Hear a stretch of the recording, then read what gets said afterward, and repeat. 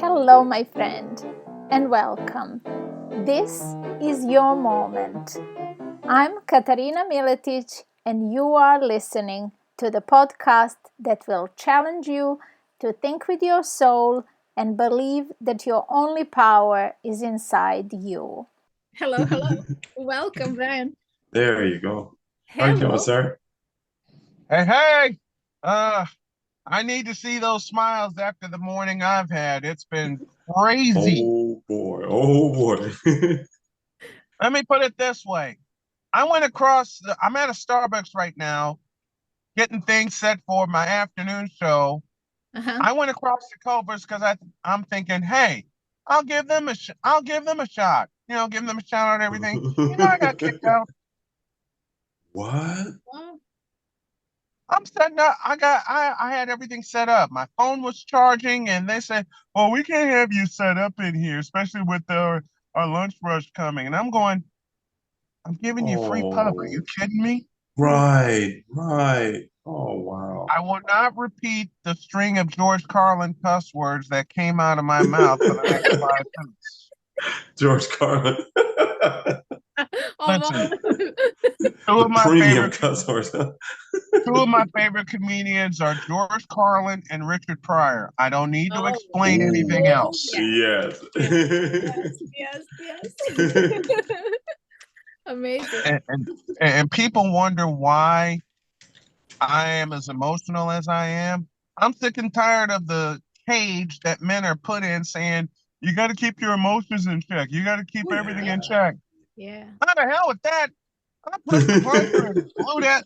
I pushed the plunger and blew that son bitch up. I couldn't help it. Well, we are grateful that you made it happen. I'm grateful to make it happen. Yeah. I appreciate you guys. Yes, sir. Do you do some comedy? Do you do comedy? I have children and I have grandchildren. So you do comedy. Yes. And I've been happily married for 4 years. Does that answer your question? Yes, sir. Absolutely. This outlet that we have here is all about sharing a story, because stories are what connects all of us. Yes. What makes the human experience exciting and what inspires us, what makes us relate to each other and see that we really are in this together, even though sometimes it feels like we are desperately by ourselves in this journey. Your character was shining in that meeting when we saw you, and you were so open. You were inviting everyone to connect with you, and that is the kind of attitude that we also have. So where did this Brian come? How did he become who he is?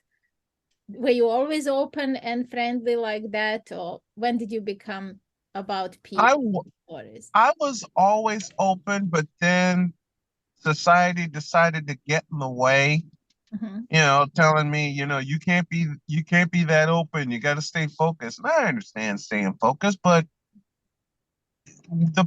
I can tell you the two gentlemen that really shaped my character because they were goofballs like me, my dad and my granddad.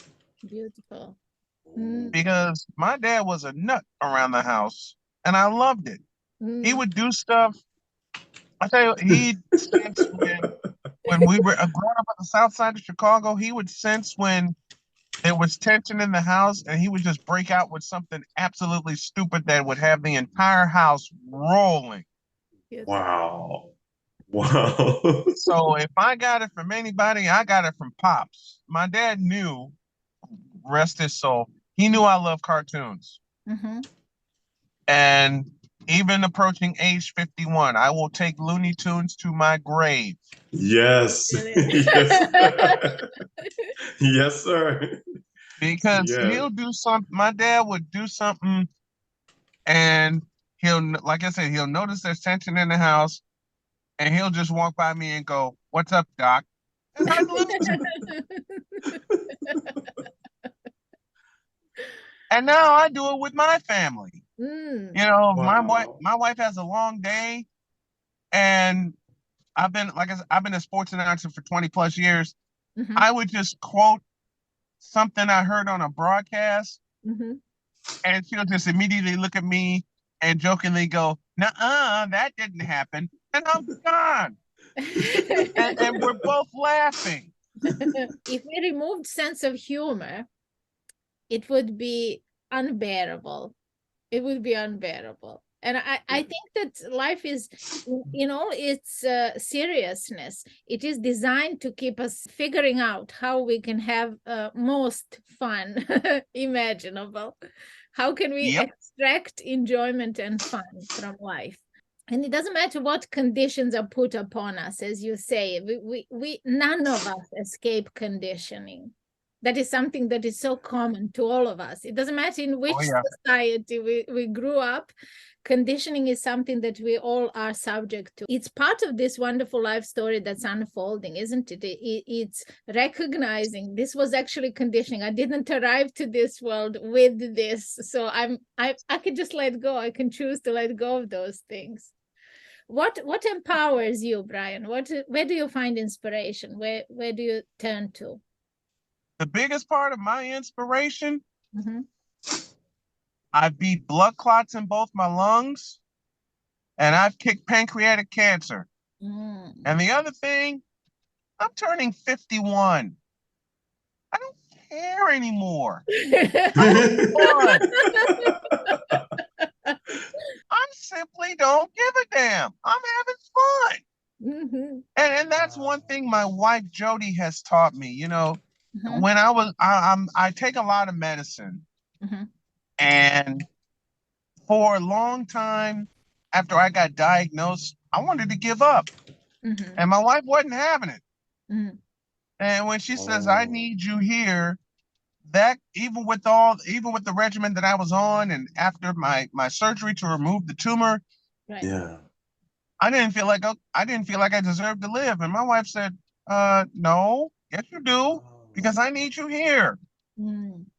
After that turned the light on. And then her birthday is in June, mine in July, and we both turned 50. And we looked at each other and went, "You know what?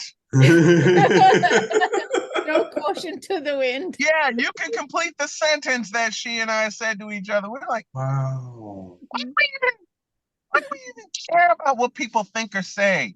I'm not even supposed to be alive. Pancreatic cancer was supposed to claim me. Yes. Okay? Yeah.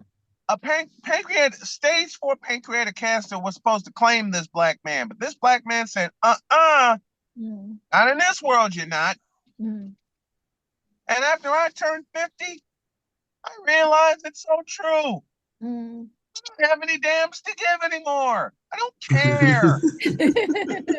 I really don't care. I mean, life is it's something Jody preaches to me all the time. Life is too damn short.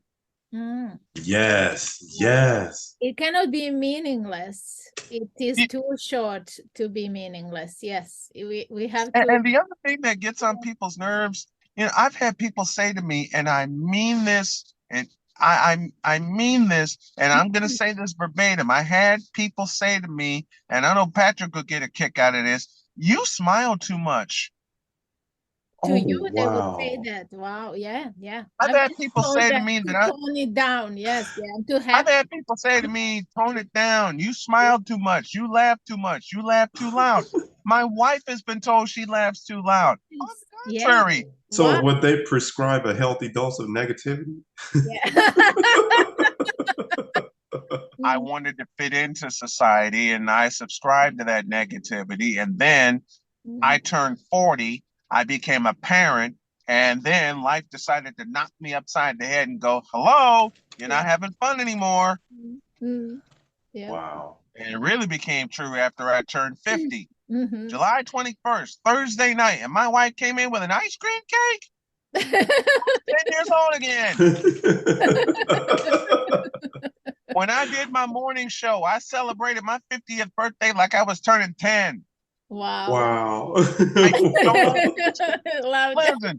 to anybody that has gone through what I've gone through health-wise, and you're not smiling 2 feet deep, man, you're mired in mediocrity and you're mired in negativity. No, thank you. The light has Right. finally turned on for me, and I'm like, I don't care anymore. Yes, don't care anymore to be miserable, to tone it down, to exactly. Yes.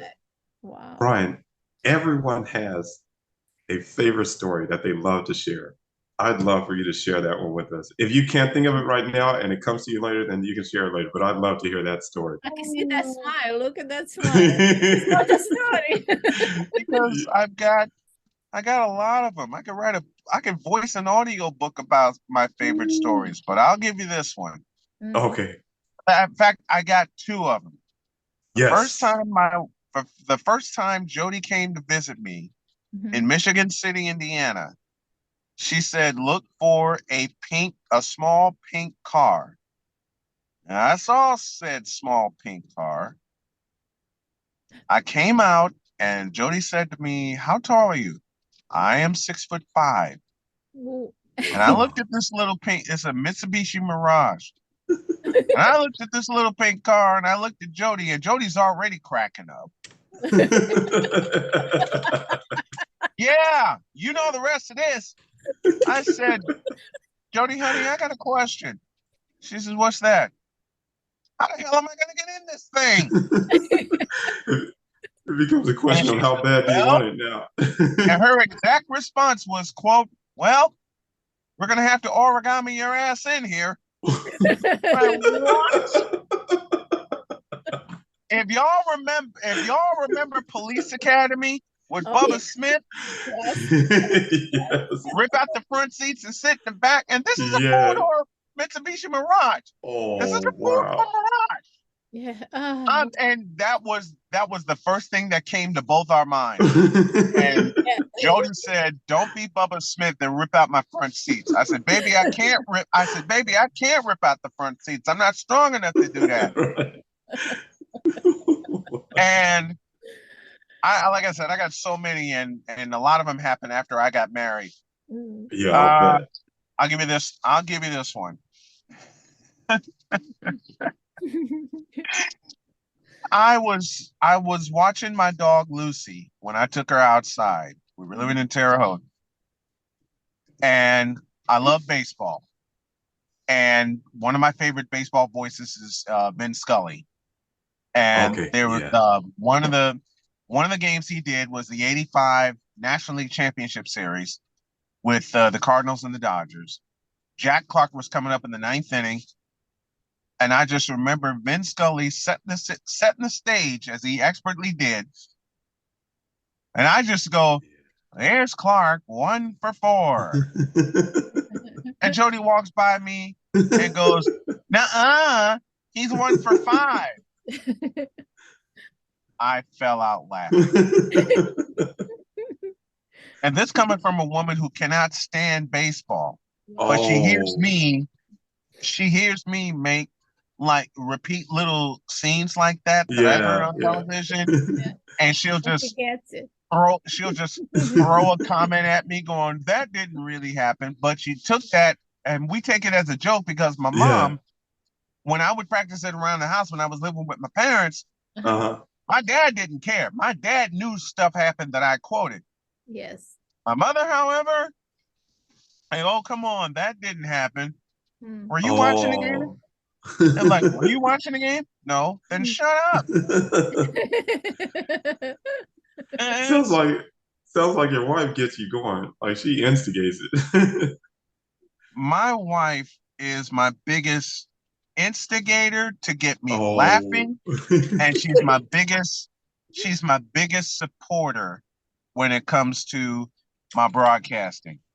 Wow. Besides my dad, if anyone knew if I was having a down day, it's Jody. It's my wife. And Jody would just say something that would just get me riled up and laughing. She would just, or she would show me a video or show me something that would just get me cracking up. I believe God put Jody in my life to restore order, to restore my laughter. Yeah. And I'll give you this one.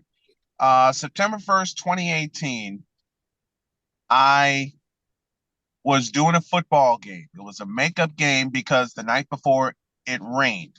And I was in Michigan City. They were playing Chesterton. It was a high school game. Mm-hmm. And I said, I want to hear Jody's voice, Mm. but I can't right now because I'm at a football game. And I'm thinking, okay, what am I going to say to Jody? Am I going to say hi? Am I going to say, how you doing? And I thought, the hell with that. I opened my phone, I put the phone in my headset, and Jody heard me do a play-by-play sequence. Oh, And I heard her wow. speak, and she went, hello. And I said hi to her on the air, and I heard her giggle, and I was a goner. I mean, and when you find that special someone, you notice everything about them. Everything. You notice everything about them, and even the littlest thing, even the littlest things would make you smile and make you giggle and just make you so happy that that person is in your life. That's my beautiful wife, Jody. And I can't stop talking about her. I won't stop bragging about her because on 2 occasions she saved my life. The first one was July of 18 when I was close to ending it. I'm like, the hell with this. I'm done. And I met Jody, and it's like she spiritually pulled me back from that cliff and going, no, you don't. You're for me. Wow. Because I was done. I was giving up on love. I was giving up on my broadcasting. I was giving up on everything. And I'm like, okay, what the hell am I doing here? And it's like Jody reached down and went, no, you don't. And plucked me away from the cliff. Because I was done. I was finished, and now I'm not finished. And now I got so much more to do. I have so much more sports to cover. We're getting an RV, and we're going to travel the country. Wow. We got plans of moving out to we got plans of moving out to Arizona and setting up shop there. I wanted to go back to North Carolina, but after talking with Jody, Jody said, look, I feel something pulling me to Arizona. And I started thinking about it, and I'm going, you know what? Baby, I'm all in. I'm all in. And she said, where? Where in Arizona do you want to go? And I said, let me think about it. And after thinking about it for about a month, I finally said, baby, let's go to Phoenix. Let's find something in the Phoenix area. Yeah. So we're putting plans together. And I'm in Indiana. We're in Indiana right now, but we're putting plans together. Wow. She is chief of finances in the household. I'm gonna bribe her into giving me an allowance each week so she can save the money that we need to get the equipment we need to get the hell up out of here. Yes. My father, and I know I'm going to relate to Patrick when I say this. I've had so many people tell me you need to give back to the Black community, and my retort to that is, yeah, if they appreciate it, which they don't. And you know where I'm going, Patrick. My father, when it came to that, and I'm so glad you all are letting me be real. Yes, please. When it came to giving back to the Black community, my dad said, you have a choice. Get out or get the hell out. I didn't think about it at the time, and then I just turned 18, and my dad yanked me aside and said, remember the choices I gave you some time back? Remind me, get out or get the hell out. When I went away to Missouri, it clicked. He was telling me, get out of the crabs of the barrel mentality of the Black community. Period. Yeah. Because most of the Black community want to see you fail. Unfortunately, there's folks like Patrick and my executive producer and my friend Cole and my friend Wise and myself that don't want to fail. Right. So it comes back to the choice. Get out or get the hell out. I took my dad's advice. I got the hell out.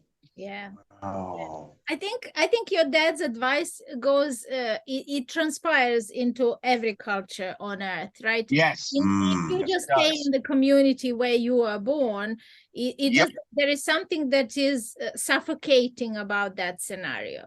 If you, oh my gosh, you yes. see the world outside and then you go back and then you contribute in a bigger way, then you can affect a greater change. You can bring something of value to them. But if we just stay in isolated patches like that, I think we would self-destruct even worse than what Correct. moment having a war with each other, right? It goes back. It goes back to the lessons my dad taught me. And growing up in Chicago, I listened to a lot of Bulls games, and the guy that that gave me the bug to be a play-by-play announcer was Jim Durham. Jim Durham and Johnny Kerr. For many, many years. They were the voices. They were my voices of the Bulls. I mean, shout out to Neil Funk and Stacey King, and Neil Funk doing Bulls radio for 18 years. But Jim Durham was my guy. Jim Durham was my man. Okay. And I practiced everything Jim Durham said. And my mother posed a question to me one day when, and Katarina, you said it best. It transcends, the choice my dad gave me, is with every culture. Yes. Go out. Basically, he said, go out and see the world. Yes. My mother posed a question to me one day, and she said, why don't you have any Black announcers that are your favorite? Simply put, I haven't found them yet. Because Greg Gumbel was a studio host. Right. Okay. Greg Gumbel was a studio host. I hadn't discovered Gus Johnson as of yet. I hadn't discovered Gus Johnson until 1999 when he was the voice of the Knicks. Yes. I hadn't discovered who was the fella I'm thinking of? Paul Olden, who is now the PA voice of Yankee Stadium, and he was the Super Bowl announcer for 12 years. And what a lot of people don't realize about Paul Olden is that he was the first radio voice of the Tampa Bay Devil Rays, or the Tampa Bay Rays. God rest the soul of Dave Wills, who recently passed, and I had him on my show. And I've had so many Black people ask me, you don't have any Black announcers. Well, I'm one. and a lot of Black people heard me do an interview with the voice of the world champion Houston Astros, Robert Ford. And they're going, what? I told you. And then there's another beautiful friend of mine, Dave Sims, the television voice of the Seattle Mariners. Cancer survivor like I. He always encourages me. That kind of influence right there keeps me going. Jody, my wife's influence, who I've bragged about for 20 minutes, that keeps me going. Positive influences like you guys keep me going. I'm not gonna be stuck in this barrel where people want to pull me down. They're like, oh, you need to be down here with us. Right. I'm putting on my spikes and I'm getting the hell out of here. Yes, sir. Yeah. It's like I said, the choice is simple: get out or get the hell out. I love it. Brian, can you tell us about the broadcasting? Like, what do you do exactly? Yes. And how did you get into it, and why do you love it? In 1995, I was at Chicago State University, and my friend Kevin had checked out a video camera. Chicago State was playing Northern Illinois that night in men's basketball. And I said, Kevin, can you attach a microphone to that? And he said, sure. What do you have in mind? Well, I only had a roster and like 3 game notes, 3 bullet points. That was my first broadcast. Wow. I had on a shirt and tie, and we went to the gym. We got permission, and we went up on the track, and that was my first call. I like I said, my hero was Jim Durham. And to this day, a lot of my mannerisms when I'm behind the mic is because of Jim Durham, especially for basketball, because my voice of basketball was Jim Durham. Yeah. that got me started in doing play-by-play. Okay.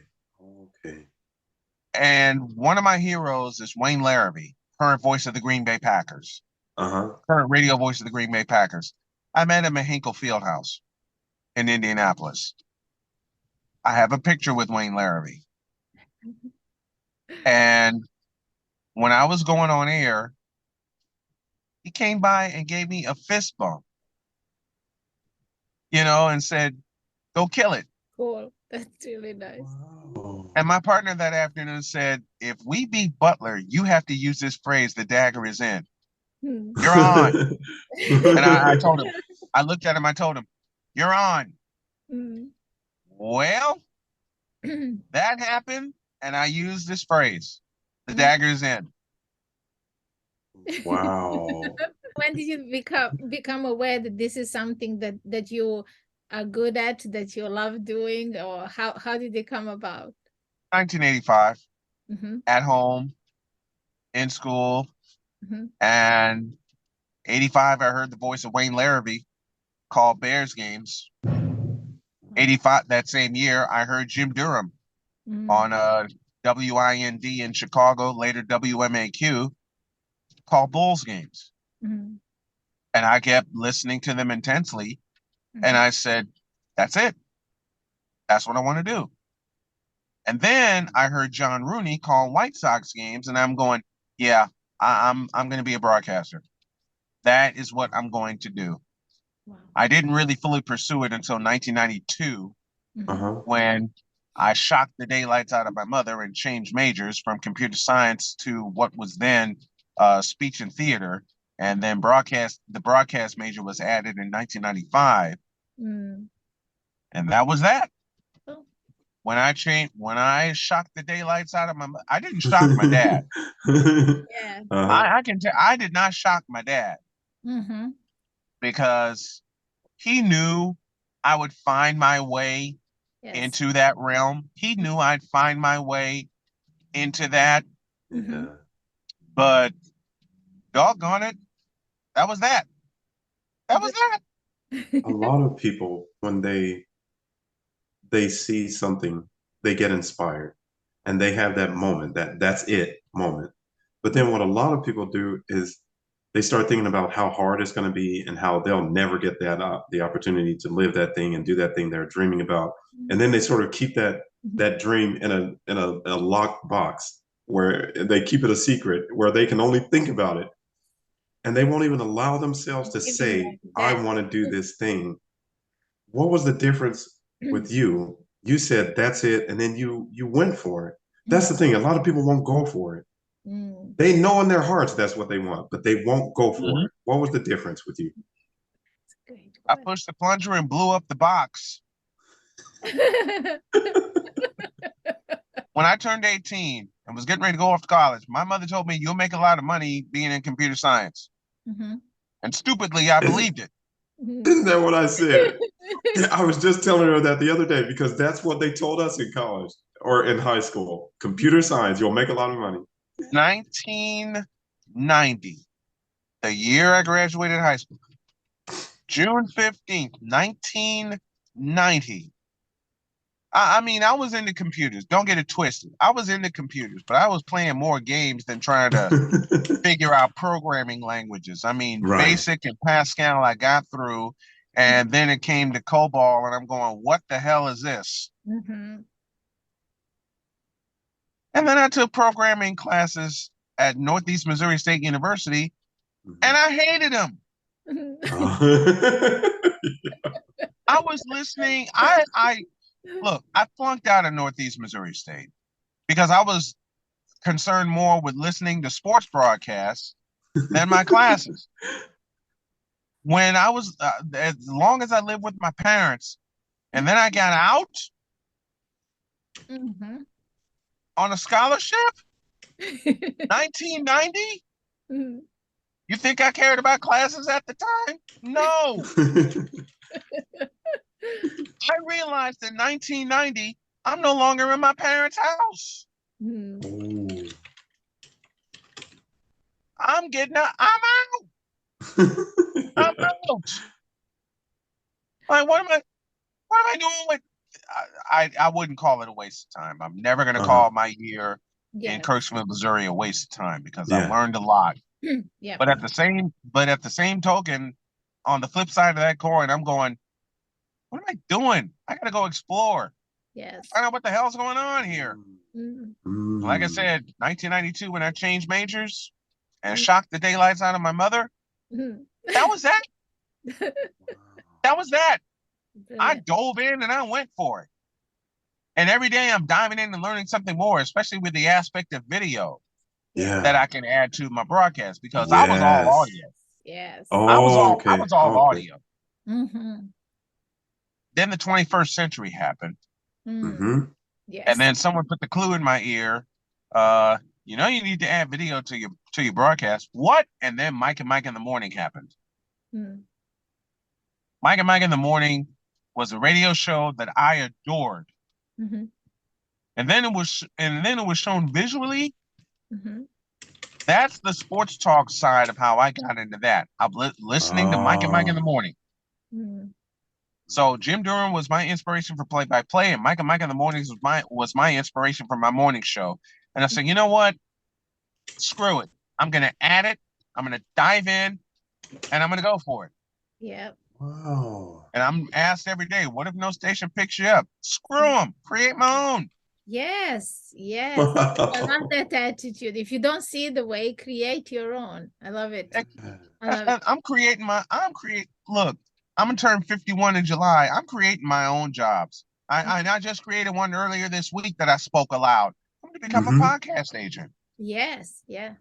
I'm going to help people. Beautiful. I'm going to help people distribute their podcasts. The seed money I know I need to have is going to be from people that want to come in and they pay a monthly fee, period. Part of that's going to go into my company. Part of that's going to go on my pocket. And part of that's going to go to distributing the podcast. Because I say this often to my partner, Cole Johnson, and to Wise El Jefe, who joins me on the show Thursdays and Fridays. And I know you guys will understand. Sometimes you just get bleeping tired. You just get tired. I get tired playing by the rules all the time. I invent my own rules, and I don't care what is the norm out there. If you have your heart is in something, do it. Yep. Do it your way. And I told people will I told the norm to kiss my ass a long time ago. Good. You have to be normal. No, the hell I don't. Yeah. I like cartoons too much to be normal. Yeah. I like old game shows enough too much to be normal. Right. I love sports too much to be normal. Yep. I don't watch the news. There's too much sad things going on. Wow. I don't watch the news. Look, Jody and I share the same thoughts. I don't do news. I sure as hell don't do politics. Yes. Brian, do we look like people who watch the news or do politics to you? Y'all smile as much as I do, and you broke the rules the same way we did. Exactly. Screw politics and screw the news. And all right. One more thing, putting the limit on top of me. Oh, don't do that. Do not do that. Don't tell me tell how you what far you can't I do. can go. Yes. You know what? I finally found out a couple of years ago, even in the midst of my battle with pancreatic cancer, that no one is going to outwork me to get to the status where I want to be. And that is to turn my company into $1 billion a year business. And I've even had people tell me, even recently, you're too old. You can't make that happen. Oh yeah, stop me. Watch, that's. I'm like, oh yeah, love it. Oh yeah, watch this. Love it. Exactly. What? That's all I'm telling them. When I'm figuring out the technology every day, be it in studio, at home, or be it out here in public where I am, which is what I absolutely love. A way to do both Yes. You know, Yeah. and there's a couple things I got to correct with the sound. I'm gonna go in here to Starbucks in a little bit and do my afternoon show and then distribute it. But I am tired of being told what I should do. Yes. I pushed the plunger on that some, and I said no. Sometimes I say it again. Sometimes you just get tired. Yeah. Yes. Yeah. You just get tired, and you're like, enough is enough. Yep, it wears you out to constantly try to fit in someone else's definitions of who you should be and become, and who you trying to can build be. and trying to build someone else's dream and not yours. Yeah, it doesn't Right. work. That's it. That's the one that I got tired of. Yep. Yep. I mean, working for company after company after company after company, and you're funding their dreams, and you're like, wait a minute, what the hell am I doing to fund my own? Yes. Yep. Yes. Yes. Wow. And it's a double strike. It's a double standard against me because A, I'm a man, and B, I'm disabled. Right. And I can't get disability. I cannot get disability. You want a funny story? Here you go. I got declared disabled last year. And I am permanently disabled given the fact that I have beaten cancer. Right. Oh. Why won't the state of Indiana give me any disability? Huh. How's that? What are they saying? A, I haven't paid enough taxes. And B, my wife's salary. Oh. Oh, wow. Yeah, so I got thrown 2 knuckleballs of why I can't get disability. I got thrown 2 knuckleballs. 2 very unfair knuckleballs. Yep. And I'm sitting there going, now the state is turned against me? I've had it with rules. I've had it. Yeah. I hear you. If I can't break the rules, I'm going to bend the living hell out of them. Yes. Yes. Yes. Yes. Yes. I'm tired, and I'm echoing what you guys are feeling with a smile on my face, just like on yours.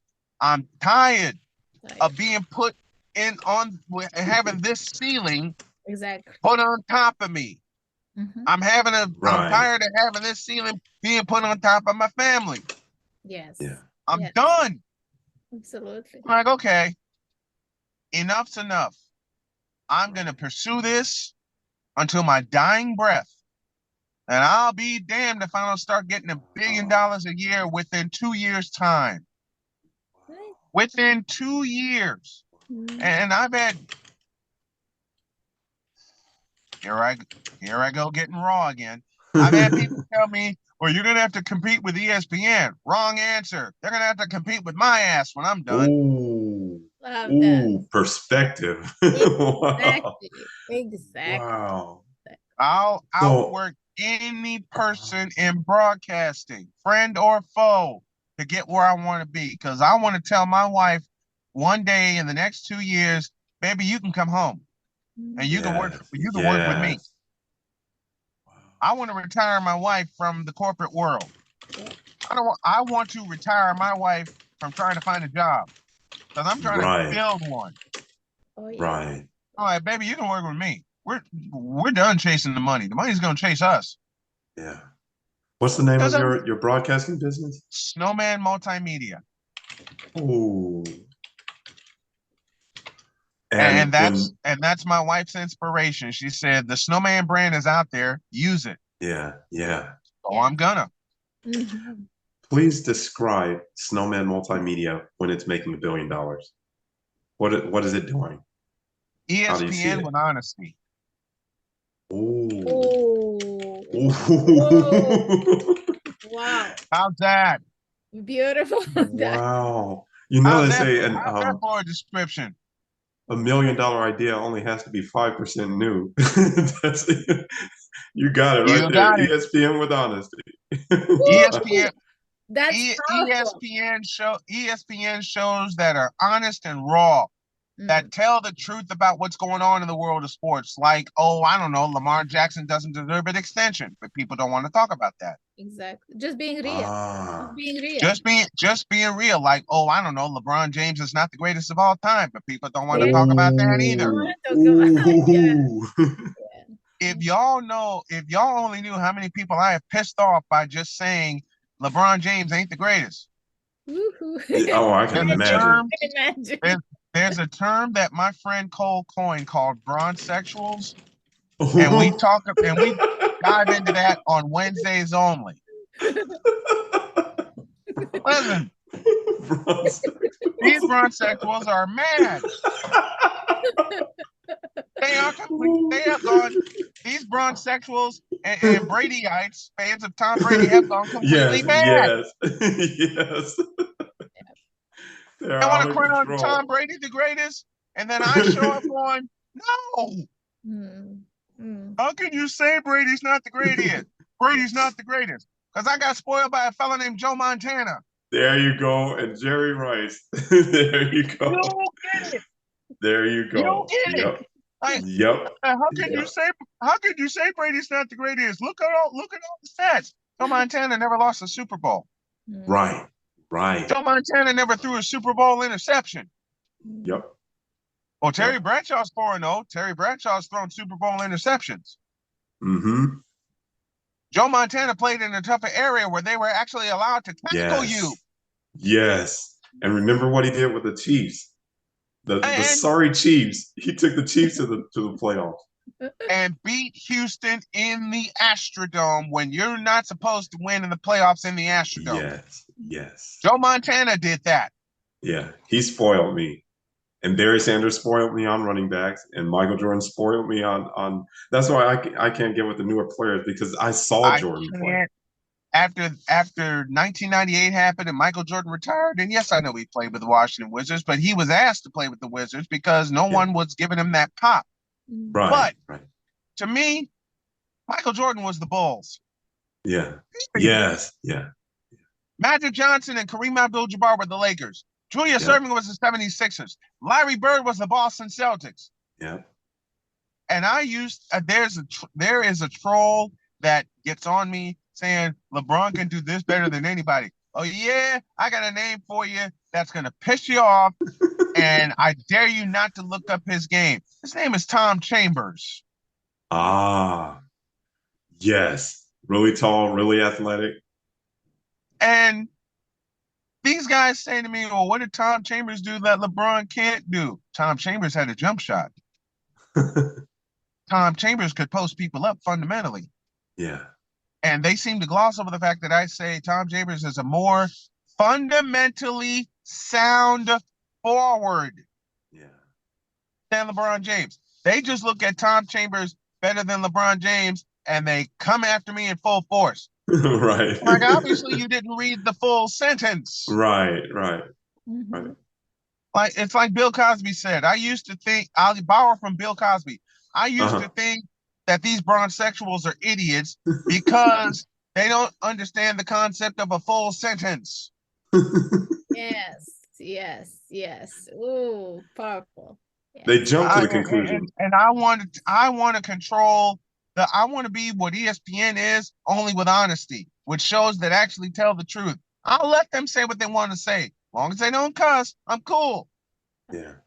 I mean, I want ABC to be its own entity. If I buy them, I'll put a clause in there. ABC gets to be their own entity. Yeah. Yeah, we're airing their stuff, but we're not going to put the ESPN logo on an ABC broadcast. What's wrong with this picture? Right. Oh, wow. What's wrong with this picture? Exactly. I want ABC to do Monday Night Baseball again. Yeah. When Al Michaels was the king of ABC. Yes. When Keith Jackson was the king of ABC. I don't want college football to have that same darn score bug at the bottom of the screen with those 4 evil letters with it. Yeah. Wow. Y'all remember when ABC was its own entity? ABC Sports was its own entity? And they actually kicked ass with Monday Night Football? Yeah. I want that. Yeah. I want to do that for the real sports fans. Right. That's why I got Snowman That's who I was Multimedia. thinking of. When you said That's why I got ESPN with honesty. That's why I got Snowman Multimedia. Any program or podcast I bring under the Snowman Multimedia label, hey, you keep your content. I'm just airing it. Yes. Y'all are independent. I'm just airing it. Not trying to control them. No. No, I don't want to control anybody. One morning, February of 2021, my wife was scheduled to go to Tennessee to pick up some rabbits for our rabbitry. And she gave me a choice. She said, look, I'm going to Tennessee. I don't know if I'll be back in time to get you to your game because we only had one vehicle at the time. And then I started thinking about it. And she says, why are you letting them screw you out of $150 a month? Because the deal was with every commercial that Desmond got me to air on my show, which was anchoring his network, I get $50. 5 times 4 is 20. 50 times 4 is 200. He was only paying me for one of those 4 ads. So right before my wife left, I said, baby, hold on a minute. I yanked the program. I stopped tape and I sent him a message. I'm no longer with you. I went up to Jody and I said, let's go to Tennessee. Wow. And she's been shocked going, are you sure? Baby, let's go. I need the air. I need the drive. I need you. Wow. I can't say my next phrase because I want to be nice, but. Where is Snowman Multimedia today? And where is it going to be? Right now. What's your next move? We're south of Indianapolis, but our next move is to Phoenix, Arizona, and set up headquarters there. And how many shows are you doing and how frequently? I have 2 that I do 5 days a week. I got Snowman in the morning at 8 a.m. And in a few minutes, I'm going to have the Brian Snow Show at 2 p.m. And the latter is sports-based, but I talk to everybody about everything. Brilliant. On both of those shows? Or no, you said the latter is sports-based. But on Snowman in the morning, both of them are sports. We do more sports on the morning show. But I'm starting to integrate more fun talk on the morning show because I'm going to expand it to 4 hours. Okay. And I'm learning from the best, from Dan Patrick, from Rich Eisen, who broke free of ESPN. Thank the Lord for those 2. And they interview celebrities and everything. And I'm like, hey, I could base a show on sports and do that too. So I know the morning show is going to expand to 4 hours. The afternoon show, I'm supposed to meet with a broker, that someone that brokers airtime. I'm going to test it and see how it goes. But if not, screw it. I'll distribute it myself. I'm tired, man. I'm tired of all the BS that us independent podcasters have to go through and being thrown in a box. I mean, we're thrown in a box with duct tape on it. Yep. And y'all know what happens. Duct tape is supposed to fix everything. Not this. Right. You don't fix the fact that us independent broadcasters can't get a sponsor to save our life unless it's through clicks and views. Yeah. Affiliate programs, hello. I mean, the most you get from being an affiliate sponsor or having someone be an affiliate sponsor of you is you get to say it during your program. It doesn't pay any immediate dividends unless a sponsor/advertiser is pumping you cash every month, which is what we're all trying to do. But they don't want to lock on to independent podcasters because we're not over the radio, which ain't fair. Not over the radio. Why is that part important when we're all moving to video? The good old boys network. Now, I will say I am blessed to have Snowman in the Morning and the Brian Snow Show on an FM station on replay in Atlanta or outside of Atlanta. I'm finally over the air. And I finally say, you know what? Screw it. They want to syndicate me. Let that be the first of many that syndicate me. Screw it. So it sounds That's like, how I'm operating right now. Screw all of it. yeah. Independent podcasters have gatekeepers that prevent them from getting, oh wow, same system. You get the idea. Yeah. Same system. And you know, doggone well, the independent podcasters are, here I go being real again.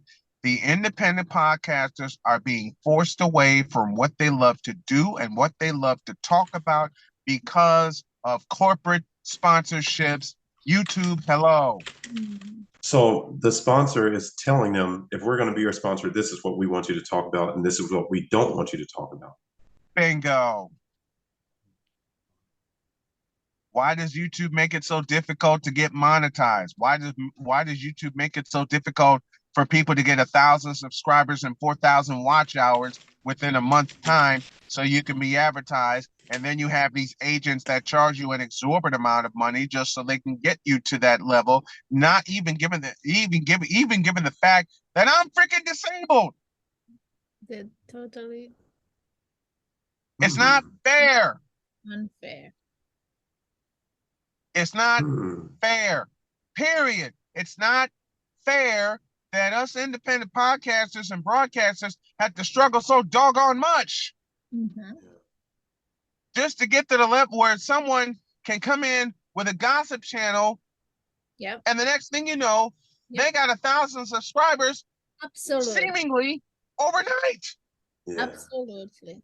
Don't Like, even get me started. Yes, exactly. On the shallow, unimportant distractions from real life that people pay attention to, and no one has AKA and drama. Wow. Yes. Exactly. Drama is the new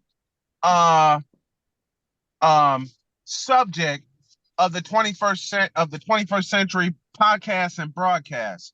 Yeah. Excuse me, only drama I want is Steph Curry with the ball in his hands with a half second left, and he's heaving one up over Jason Tatum. Right. And it goes splash right through the net. Right. Yeah. Only drama I want to see is Joe Montana taking the 49ers down the field and hitting John Taylor in the back of the end zone against the Cincinnati Bengals. Yes. Yes. Only drama I want to see is Michael Jordan against Craig Elo. Yes. Michael goes up, Elo goes up. Elo comes down, Michael Jordan has a clean look at the rim. Sorry. Yes. I don't do other kinds of drama. Right. I can't. Exactly. I can't do it. And then you got these gossip channels that pop up out of nowhere, talking about these celebrities that don't give 2/5 of a half of a damn about you. Yes. And they get all the damn support. Exactly. They get all the subscribers. Yes. Let's not give them any airtime, even in this conversation. Please, stay relevant. Meanwhile, folks like Katarina, you, Patrick, and I putting out quality content, being real about stuff. Yes. Being very real. And it's like pulling teeth. Yeah. Yes. To get 1,000 damn subscribers, you gotta do all this? What? You message your friends, hey, subscribe to my channel. Okay, we'll subscribe. And then some bitch doesn't subscribe. What? Yes.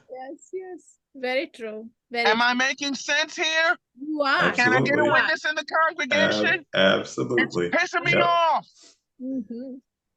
I've had enough of trying to do it their way. Now I'm gonna do this my way. Exactly. Right. Exactly. There you go. Ryan, there you go. Let me tell you something. As a parting gift. Yes. I turned 51 in July last year, and it has been the best year of my life, right? Hey, 50 is the new 20. Yeah. Wow. I turned 51. I turned 51 in July, and I feel like I'm 21 all over again. Wow. If I knew half the stuff at 21 that I know now, Yes. I'd You'd have already be a blown the internet. billionaire. I'd have blown the internet sideways in 1993. Yeah. Yep. If I'd have known the stuff at 21 that I'm gonna know at 51, Yeah. I'd have blown this thing sideways already. Yeah. Yes. You just get tired. Yeah. And I'm tired. I'm tired of struggling. I'm tired of seeing other channels get the support that we need. I'm tired of seeing independent podcasters struggle to get subscribers and video views. And the magic numbers are 1,000 and 4,000, and we can't get that. When we're putting out quality content that people should watch, but don't because they love the drama. Well, and then there are all these, and oh boy, here I go. Last one. You got all these. If you scroll through your Facebook timeline or your YouTube timeline or any social media timeline, they got all these quote unquote master classes on how to get views and how to get subscribers. Screw that. Yep. These master classes don't teach you a doggone thing. I'm glad you said it. That's a good message. The master classes I'll attend are about making my product better. I'll attend that all day long. Yeah. But these master classes saying, "Oh, you can have an award-winning podcast within 8 weeks." Wrong. Yes. I can have an award-winning podcast within 4 weeks without your help. Right. Yes. I'm sick and tired of seeing independent podcasters struggle that put out quality stuff, and we can't get any sponsors, and we can't get any advertisers. Really?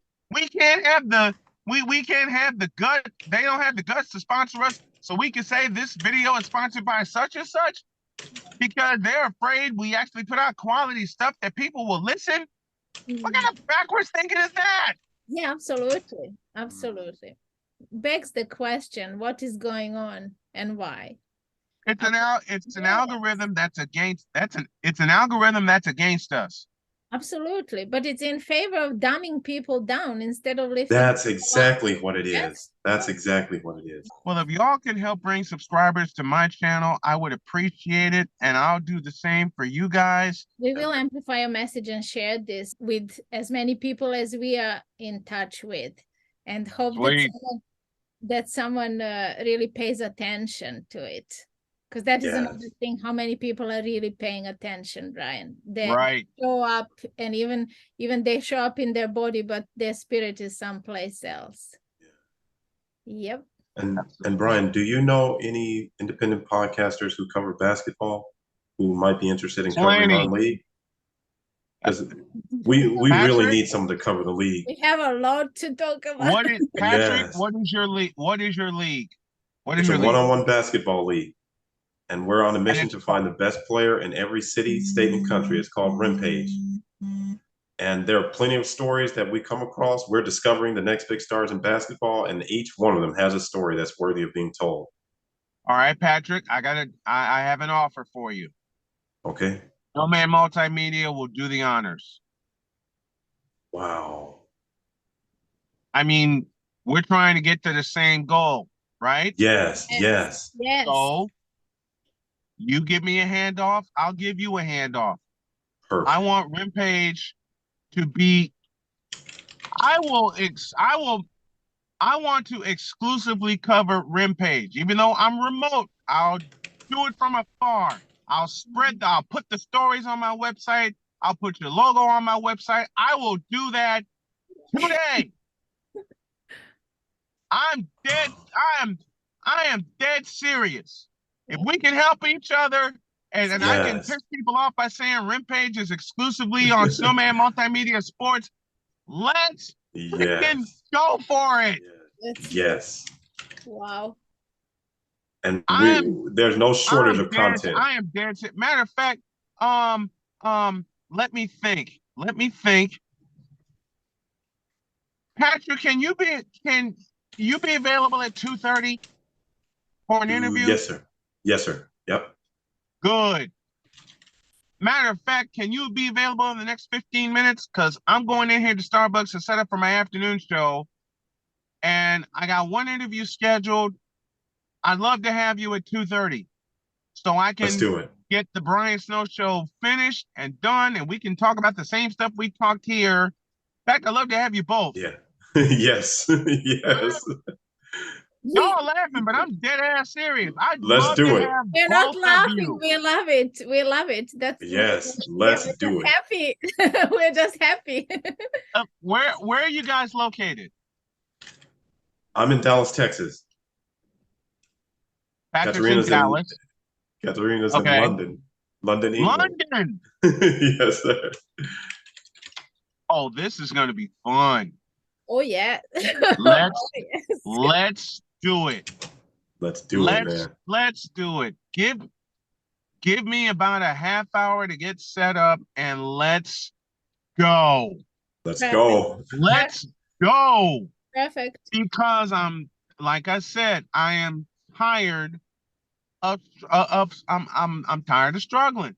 Exactly. End of story. I'm tired of struggling, and it's a struggle for us to make it. Let's change that. Let's do reach it. exactly. Let's Absolutely. and I'd rather have the Dallas Mavericks logo with the big old cowboy hat on top of the M. All right. Right. You remember that one, huh? Mark Aguirre, Derek Harper, Rolando Blackman, James Donaldson, Jay Vincent. Yeah. Hell yeah, I remember that. Dick Mata, the coach.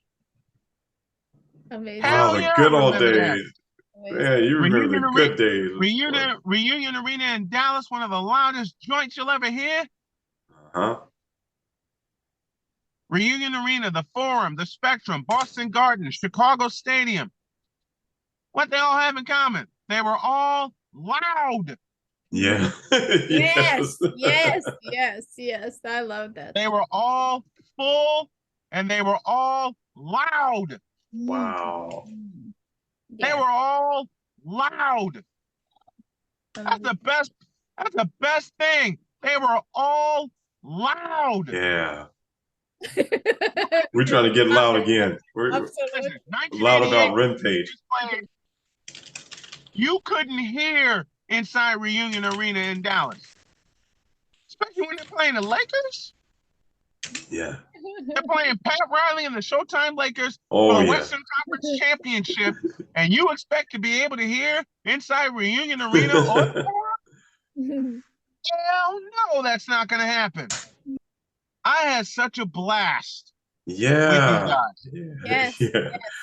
This was fun. This is just the start. This is just the first one. You know, it's like getting to know you and having this conversation, but this conversation can go really deep and really far as well. Yes. And I feel that we can create the impact that we want in our own spheres, in what we are doing. We're going to open the world's eyes, so so those who are ready to see, they can start. Absolutely. They can start seeing. Yeah. Absolutely. Amazing. Absolutely. Man. Thank you for being here, and thank you for inviting us, and I appreciate that a lot. Thank you. Good right. deal. I need about a half hour, and we're going to do this thing. Yep. Let's do it. All right. All right, Brian. Thank you so much. I've had a blast. Yeah. It was fun, man. Thank you. Thank you.